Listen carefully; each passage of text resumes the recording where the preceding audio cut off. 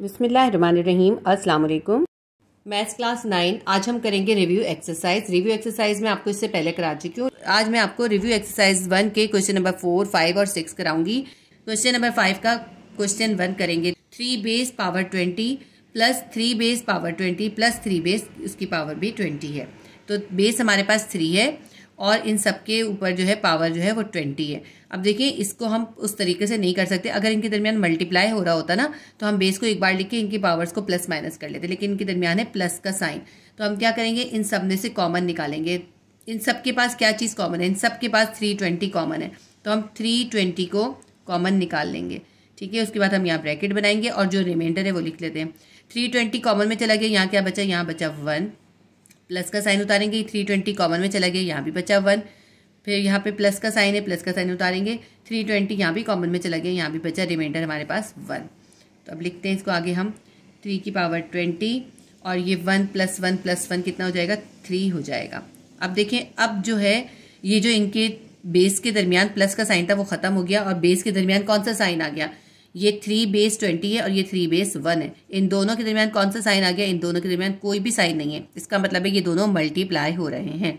तो हम ऐसे भी इसको लिख सकते हैं ना, 3 बेस की पावर है 20 मल्टीप्लाई बाय 3 बेस की पावर है 1। ठीक है, अब ये देखें दोनों की बेस सेम है और इनके दरमियान मल्टीप्लाई भी हो रहा है। तो हम क्या करेंगे, बेस को एक बार लिख लेंगे और जो इनकी पावर्स है उनको प्लस या माइनस कर देंगे। ये प्लस 20 है और ये प्लस 1 है, तो प्लस 20 में प्लस 1 कर देंगे तो हमारे पास क्या आंसर आ जाएगा, हमारे पास आ जाएगा बेस 3 20 प्लस 1 21।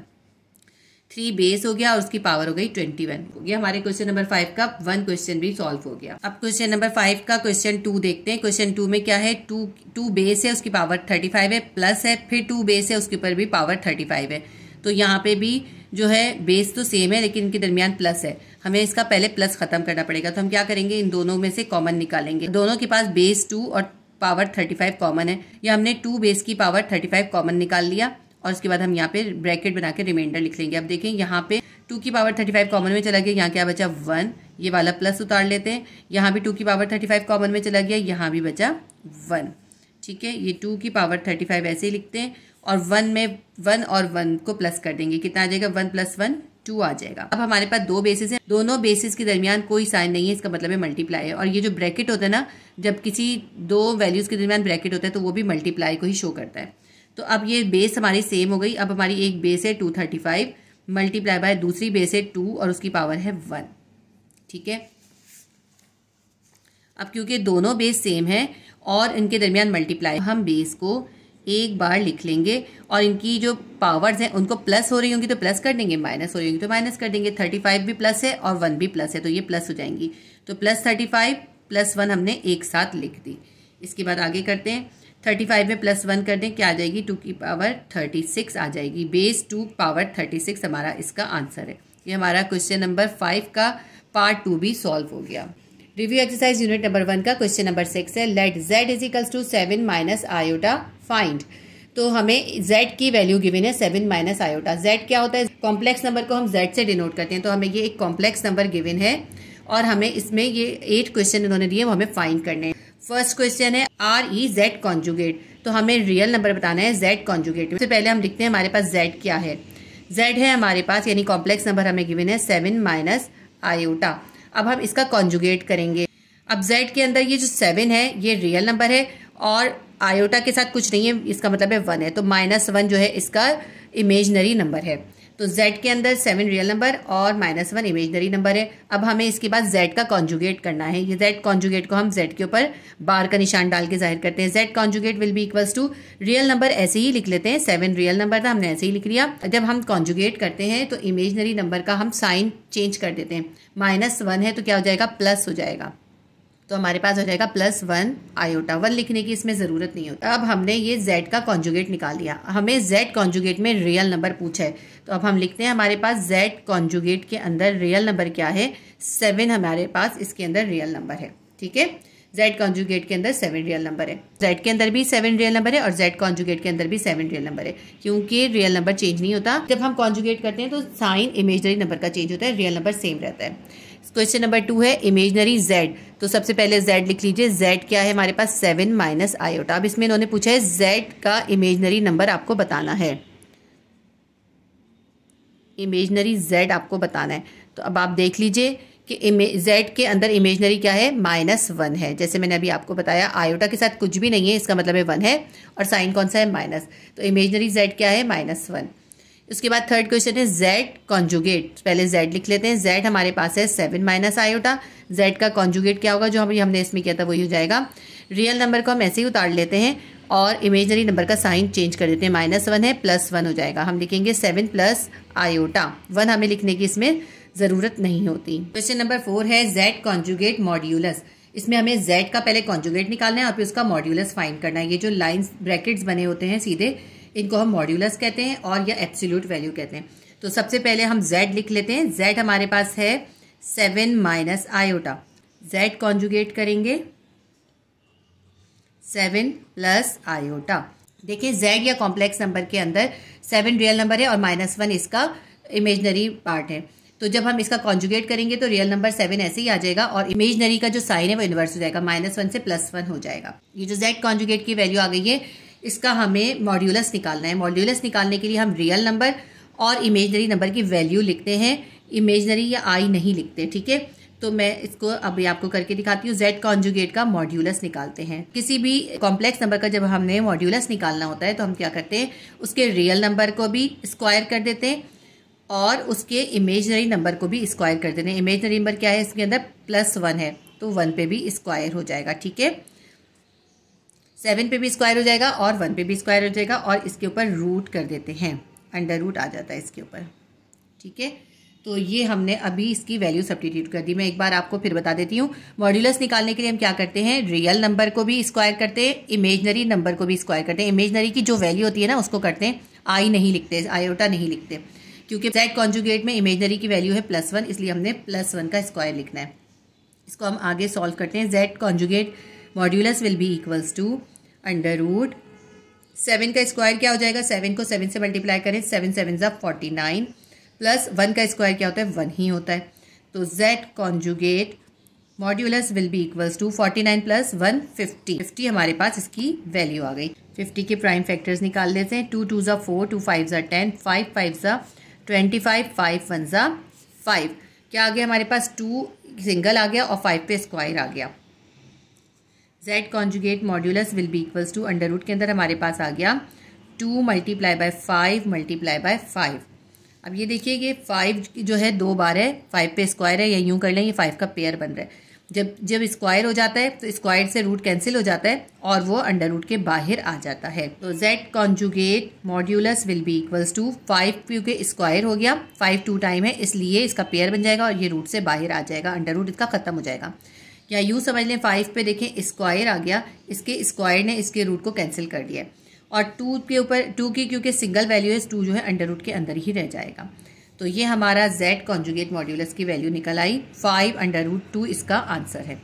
ये जो क्वेश्चन है मॉड्यूलस वाला, ये फर्स्ट ईयर के अंदर है। रिव्यू एक्सरसाइज के अंदर ये क्वेश्चन ऐड कर दिए गए हैं, लेकिन आपकी जो एक्सरसाइजेज वगैरह हैं उसके अंदर आपको इस तरह के कोई क्वेश्चन नहीं कराए गए थे। अब हमारा क्वेश्चन 4 हो गया, इसके बाद हम क्वेश्चन 5 करते हैं। क्वेश्चन नंबर 5 है z की पावर है -1, या यूँ कह लें z का इनवर्स। सबसे पहले z की वैल्यू लिख लेते हैं हम। z is equals to 7 minus iota. उसके बाद हमें लिखना है z का इनवर्स। z इनवर्स क्या हो जाएगा, 1/7 माइनस आयोटा, यानी हमने इसको जो है डिवाइड कर दिया, 1 से डिवाइड कर देंगे। अब ये देखिए कि आयोटा या इमेजनरी नंबर जो है वो डिनोमिनेटर में आ रहा है। आयोटा या इमेजनरी नंबर को कभी भी डिनोमिनेटर में नहीं लिखते, तो इसलिए हमें इसको और सॉल्व करना पड़ेगा। अब लिखते हैं इसको, हम इसको रैशनलाइज करके इसका नीचे से आयोटा या इमेजनरी नंबर को खत्म कर देंगे। रैशनलाइज करने का तरीका क्या होता है कि जो भी डिनोमिनेटर में वैल्यू होती है हम उसका साइन इनवर्स करके उसको 2 बार मल्टीप्लाई कर देते हैं। यहाँ 7 माइनस आयोटा हम लिखेंगे 7 प्लस आयोटा, ऊपर भी 7 प्लस आयोटा से मल्टीप्लाई कर देंगे और नीचे भी 7 प्लस आयोटा से मल्टीप्लाई कर देंगे। 7 प्लस आयोटा 1 से मल्टीप्लाई हो जाएगा तो 7 प्लस आयोटा ही आ जाएगा। और नीचे क्या होगा, यहाँ 7 माइनस आयोटा है, ये 7 प्लस आयोटा है, तो इस पर फॉर्मूला 5 अप्लाई हो जाएगा। 7 पे भी स्क्वायर हो जाएगा, प्लस माइनस माइनस, और आयोटा पे भी स्क्वायर हो जाएगा। फॉर्मूला 5 तो अब आपको अच्छे से याद हो चुका होगा, ठीक है। 7 प्लस आयोटा ऊपर ऐसे ही रहेगा और नीचे ये 7 का स्क्वायर है, ये बन जाएगा 49 माइनस, और आयोटा स्क्वायर की वैल्यू क्या होती है, iota square is equals to -1 होता है, तो हम आयोटा स्क्वायर की जगह पे लिख देंगे -1।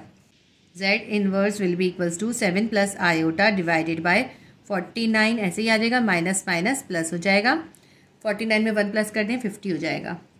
Z inverse will be equals to 7 plus iota 49 plus 1 50। अब ये 50 जो है ये 7 के साथ भी है और आयोटा के साथ भी है, इसको सेपरेट करके लिख लेते हैं। 7/50 प्लस आयोटा अपॉन 50। ये जो 50 था ना ये इन दोनों के साथ था, 7 के साथ भी था और आयोटा के साथ भी था, हमने इसको सेपरेट कर दिया। 7/50 ये प्लस का साइन उतारा, आयोटा अपॉन 50, इसको हम 1/50 आयोटा भी इस तरह भी लिख सकते हैं। देखें 7/50 प्लस 1/50 आयोटा, इस तरह भी इसको लिखना करेक्ट है, इसको इस तरह लिखना भी करेक्ट है। ये हमारा क्वेश्चन नंबर 5 सॉल्व हो गया। क्वेश्चन नंबर 6 है जेड मॉड्यूलस इनवर्स। अब आपने पहले जेड का मॉड्यूलस निकालना है, फिर उसको इनवर्स करना है। तो जिस तरह क्वेश्चन गिवन होता है ना उसी तरह इसको करते हैं, ठीक है। सबसे पहले लिखते हैं जेड क्या है हमारे पास, जेड है हमारे पास 7 माइनस आयोटा। अब इसका मॉड्यूलस निकाल लेते हैं, जेड का मॉड्यूलस निकालेंगे पहले। तो हम मॉड्यूलस निकालते हुए क्या करते हैं, ये रियल नंबर को भी स्क्वायर कर देते हैं और इमेजनरी वैल्यू जो होती है उसको भी स्क्वायर कर देते हैं, आयोटा उसमें नहीं लिखते। रियल नंबर है हमारे पास 7 पे स्क्वायर हो जाएगा और बीच में आता है प्लस, और आयोटा के साथ जो है -1 है तो -1 पे भी स्क्वायर हो जाएगा, ठीक है। और इसके ऊपर आता है अंडर रूट, ये होता है मॉड्यूलस निकालने का फॉर्मूला। इसका हम मॉड्यूलस निकाल लेते हैं। Z modulus will be equals to under root, ऐसे ही लिखते हैं अभी। 7 का स्क्वायर कर देंगे 49 हो जाएगा, -1 का स्क्वायर कर देंगे +1 हो जाएगा, ठीक है। हमारे पास जेड मॉड्यूलस आ गया 49 + 1 50 अंडर रूट 50। जिस तरह हमने पिछले क्वेश्चन में 50 के प्राइम फैक्टर्स निकाले थे इसी तरह हम निकाल लेते हैं। 2 2 4, 2 5 10, 5 5 25, 5 1 5। Z modulus is equals to under root 2 multiply by 5 multiply by 5। अब ये 5 2 टाइम है यानी 5 पे स्क्वायर है, स्क्वायर रूट को कैंसिल कर देगा, 5 अंडर रूट से बाहर आ जाएगा और अंडर रूट के अंदर सिर्फ 2 रह जाएगा। Z modulus will be equals to 5 under root 2 आ गया। लेकिन हमें जेड मॉड्यूलस नहीं निकालना, हमें इसका इन्वर्स करना है। तो अब हम इसको इन्वर्स कर देंगे, जेड मॉड्यूलस इन्वर्स कर देंगे।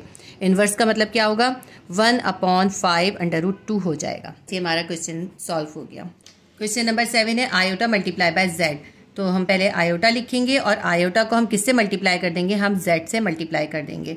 तो जेड की वैल्यू क्या है हमारे पास, 7 माइनस आयोटा।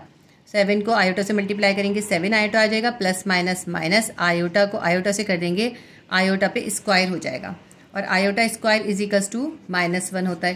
तो हम क्या करेंगे 7 आयोटा ऐसे लिख लेंगे और आयोटा स्क्वायर की जगह लिख देंगे -1। 7 आयोटा माइनस को माइनस से मल्टीप्लाई करेंगे, माइनस माइनस प्लस हो जाएगा। तो हमारे पास आ गया 7 आयोटा प्लस 1। अब इसके अंदर इमेजनरी कौन सा है, जिसके साथ आई या आयोटा लगा हुआ है वो इमेजनरी है। तो 7 आयोटा जो है 7 जो है वो इमेजनरी नंबर है, 1 जो है वो हमारा रियल नंबर है। तो अगर हम इसको प्रॉपर तरीके से लिखते हैं तो हमेशा रियल नंबर पहले लिखते हैं, तो हम +1 पहले लिख लेंगे और +7 आयोटा जो है वो हमारा इमेजनरी नंबर है, उसको हम बाद में लिख देंगे। ये हमारा क्वेश्चन नंबर 7 सॉल्व हो गया। इसके बाद हम क्वेश्चन नंबर 8 करते हैं। क्वेश्चन नंबर 8 है आयोटा जेड कॉन्जुगेट, यानी आपने आयोटा को मल्टीप्लाई करना है जेड के कॉन्जुगेट से। जिस तरह से क्वेश्चन होता है बिल्कुल उसी तरह सॉल्व करते हैं। अब हमें पहले जेड का कॉन्जुगेट निकालना है, फिर उसको आयोटा से मल्टीप्लाई करना है। सबसे पहले हम लिखते हैं जेड क्या है हमारे पास, जेड है 7 माइनस आयोटा। जेड कॉन्जुगेट क्या है, जेड कॉन्जुगेट हो जाएगा 7 प्लस आयोटा। अब इस जेड कॉन्जुगेट को मल्टीप्लाई करना है हमें आयोटा से, तो हम लिखते हैं iota z conjugate will be equals to iota multiply by 7 plus iota. Iota z conjugate will be equals to 7 को आयोटा से मल्टीप्लाई करेंगे 7 आयोटा आ जाएगा, प्लस प्लस प्लस आयोटा पे स्क्वायर आ जाएगा। अब यहाँ मेंशन करेंगे iota square is equals to -1 होता है। तो iota z conjugate will be equals to 7 iota plus iota square की जगह हम लिख देंगे -1। Iota z conjugate will be equals to 7 iota plus minus -1। तो अब हमारे पास देखिए ये आंसर आ गया 7 आयोटा -1। अब इसको भी अरेंज कर देते हैं हम। Iota z conjugate will be equals to, क्योंकि देखिए आयोटा के साथ जो +7 है ये हमारा इमेजनरी है और -1 जो है ये रियल नंबर है। तो रियल नंबर हमेशा पहले आता है, हम लिखेंगे -1 प्लस 7 आयोटा। अब ये हमारा क्वेश्चन जो है सॉल्व हो गया। अगर आप इस तरह से करते कि आप आयोटा को पहले जेड से मल्टीप्लाई कर लेते और फिर उसको कॉन्जुगेट करते तो आपका आंसर ये नहीं आता, क्योंकि देखिए ये आयोटा जेड हमने निकाला था, इसका कॉन्जुगेट कर देते हैं हम तो 1 - 7 आयोटा आएगा। जबकि देखिए हमारा आंसर क्या आ रहा है -1 प्लस 7 आयोटा, और ये हमारा बिल्कुल करेक्ट आंसर है। ठीक है, हमेशा प्रॉपर वे में करें, जिस तरह क्वेश्चन गिवन है उस तरह करें। मैंने आपको रिव्यू एक्सरसाइज का क्वेश्चन नंबर 4, 5, 6 कंप्लीट करवा दिया। उम्मीद करती हूँ आपके लिए हेल्पफुल रहा होगा। ये क्वेश्चन मैंने आपको 2023 और 2024 के नए अपडेटेड एडिशन से करवाए हैं। अगर ये वीडियो आपके लिए हेल्पफुल रही है तो प्लीज़ वीडियो को लाइक कीजिएगा, शेयर कीजिए और सब्सक्राइब कर लीजिए अगर आपने सब्सक्राइब नहीं किया तो। अल्लाह हाफिज़।